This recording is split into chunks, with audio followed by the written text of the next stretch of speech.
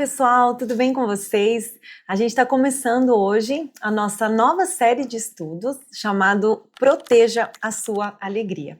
E eu estou muito feliz de ver Deus cumprindo algo que o Espírito Santo sussurrou no meu ouvido numa noite muito triste, que alguns chamam assim, a noite escura da alma. Aquelas noites em que você está triste, em que você fica se questionando tantas coisas. Mas foi naquela noite em que ele sussurrou isso no meu ouvido: filha, proteja a sua alegria, não deixa ela ir embora. Mas para você entender um pouquinho mais do porquê esse nome, por que a gente vai falar sobre isso, eu preciso te contar uma história, preciso te contar como foi gerado tudo isso. Em novembro de 2024, eu finalmente tinha conseguido engravidar pela terceira vez. Eu estava muito feliz, eu contei para o Michel, contei para as crianças, e eu lembro que a alegria tomou conta da nossa casa. A Nininha, ela acordava, a primeira coisa que ela fazia, ela ia falar comigo. Ai, oi minha gravidinha, como você tá? Como tá o nosso bebê? E beijava minha barriga e servia água para mim. Ela estava eufórica com a ideia de ter um bebezinho em casa. O Beni também, o Michel também, enfim. Estava finalmente marcado o dia da nossa primeira ecografia. E eu fui, assim, na minha cabeça estava tudo certo, já tinha tido 2 filhos. Não ia acontecer nada, né? Tava tudo bem, era uma ecografia de rotina, só para eu ver quantas semanas eu tava e pronto. Mas quando eu cheguei naquele lugar, chegou a notícia ruim. Eu não sou médica, mas eu já tinha tido 2 filhos e eu sabia que no momento em que eu olhei para aquela tela tinha alguma coisa errada. Eu lembro como é que era o embrião, não tá lá.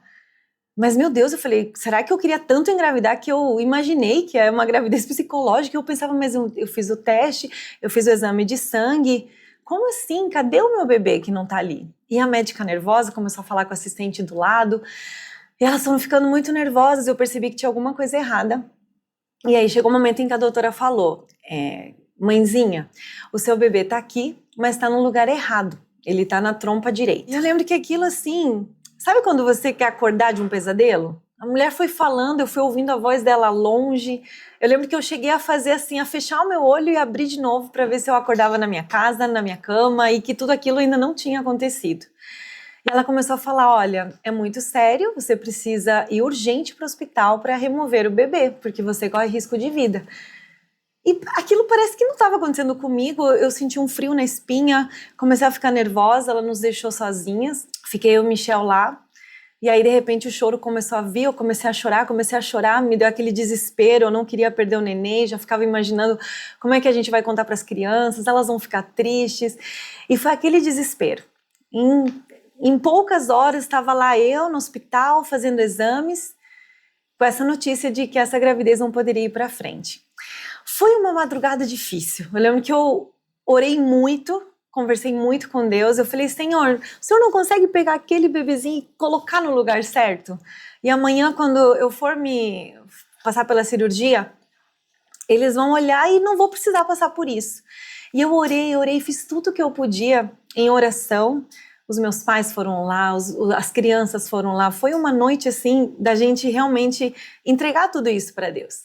Mas infelizmente não aconteceu. Eu tive que passar pela cirurgia, perdi o neném, e eu me vi agora com aquelas marcas na minha barriga, que se você é mulher e já passou por isso, sabe o quanto cada detalhe nos machuca, né? E foram dias muito difíceis.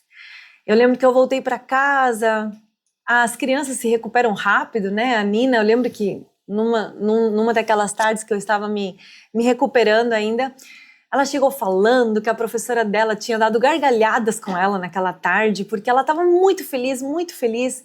E ela falou, mamãe, eu fiz até uma música, que era, sou feliz, muito feliz, obrigada Jesus por me fazer feliz. Eu lembro que ela ia fazendo aquelas danças malucas dela e eu até sorria por fora.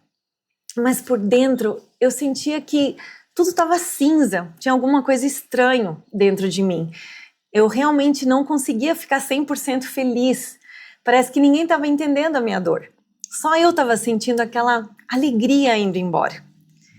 E aí um dia, de madrugada, mexendo no Instagram para tentar não pensar mais nisso, eu me deparei com um quadro muito lindo, pintado por uma mulher de Deus, a Zoe Lilly, não sei quem conhece. E o nome daquele quadro era Proteja a Sua Alegria.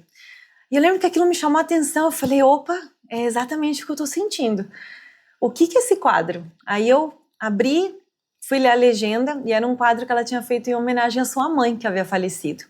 E ela falou que essa era uma frase que a mãe dela sempre falava para as mulheres que ela aconselhava. Ela ainda adolescente ficava ouvindo ali as conversas na cozinha e quando chegava uma esposa frustrada com o casamento, uma mãe tendo dificuldade com os filhos, a mãe dela olhava para essas mulheres e falava: olha, a louça pode esperar, a bagunça da sua casa pode esperar, mas a tua alegria não pode esperar. Corra para a presença do Senhor, experimente a alegria verdadeira nele.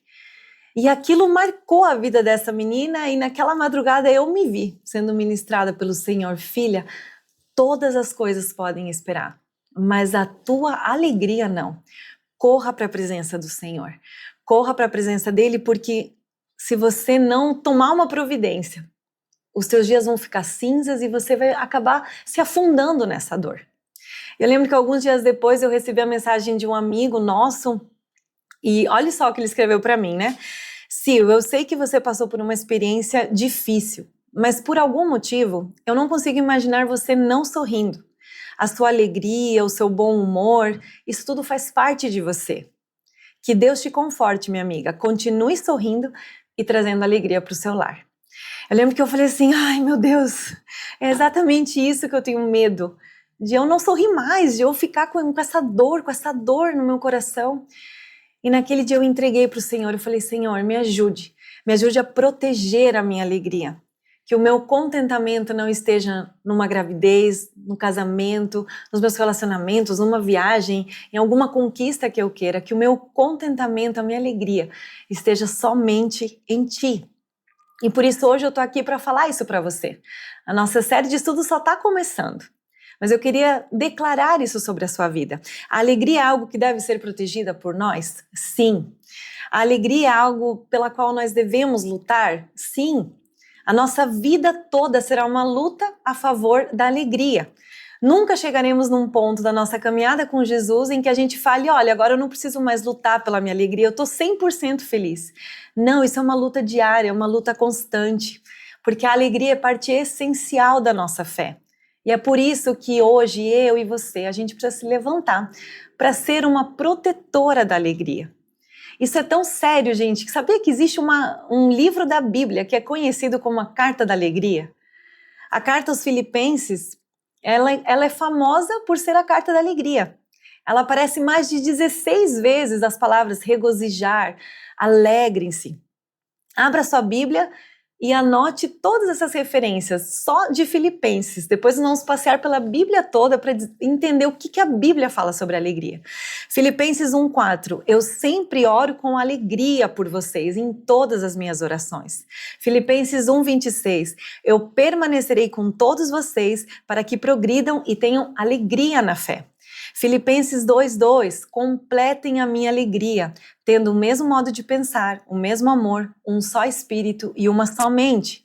Filipenses 2:17, entretanto, mesmo que eu seja oferecido como libação sobre o sacrifício e o serviço da fé que vocês têm, eu fico contente e me alegro com todos vocês. Assim também vocês, pela mesma razão, fiquem contentes e se alegrem comigo. E talvez a mais conhecida de todas, Filipenses 4:4. Alegrem-se sempre no Senhor. Outra vez digo, alegrem-se. O apóstolo Paulo era um grande protetor da alegria. E não apenas a alegria dele, mas a alegria dos seus irmãos na fé. Ele trabalhava arduamente para ser um cooperador da alegria. Eu não sei qual circunstância da vida você está hoje. Talvez assim como eu, você esteja vivendo um dia difícil, uma noite escura da sua alma. Eu estou falando aqui para você e você não consegue sentir um mínimo de alegria no seu coração. Você está triste, você tem chorado. Mas eu quero te dizer que o nosso Deus, Ele recolhe cada lágrima nossa. Para Ele é precioso, nosso choro é sagrado. Porque é através do choro que Ele pode te mostrar a força dEle, a alegria dEle, o contentamento que existe na sua presença. Agora, se você está vivendo uma fase boa, as coisas estão começando a acontecer, glória a Deus por isso. Seja uma protetora da alegria. Compartilhe com os outros, transborde aquilo que o Senhor tem feito na sua vida. Que em nome de Jesus, você possa, através dessa série de estudo, descobrir a verdadeira alegria que a palavra de Deus nos apresente. Lute por ela, independente da situação que você esteja. Essa carta da alegria, Filipenses, Paulo não escreveu numa praia, olhando para o mar. Ele não escreveu numa mesa cercada com seus melhores amigos, numa mesa farta com alimentos. Ele escreveu na prisão. Ele estava preso. E talvez por isso ele tenha dado tanta ênfase para ensinar para os seus irmãos: sejam alegres, não olhem para as circunstâncias, porque a nossa alegria como cristãos não é algo que dependa da circunstância. A nossa alegria é uma pessoa, e essa pessoa é Jesus. Como é que você tem protegido a sua alegria? Em algum momento da sua vida você sentiu ela indo embora? Hoje nós nos levantaremos aqui como um exército de protetores da alegria. Não vamos mais deixar o inimigo roubar aquilo que é um presente de Deus para você. Talvez no final desse estudo você seja que nem a Nina, cantando: sou feliz, muito feliz, obrigado Jesus por me fazer feliz. Eu não sei como você vai estar, mas em nome de Jesus eu quero que seja uma caminhada muito leve, muito verdadeira e com certeza muito alegre, para fazer aquilo que o apóstolo Paulo fala. Alegre-se sempre no Senhor. Mais uma vez eu digo, alegre-se. Que Deus te abençoe muito. Amanhã a gente se vê na nossa segunda aula para falar sobre o que é a alegria na perspectiva bíblica. Deus abençoe vocês.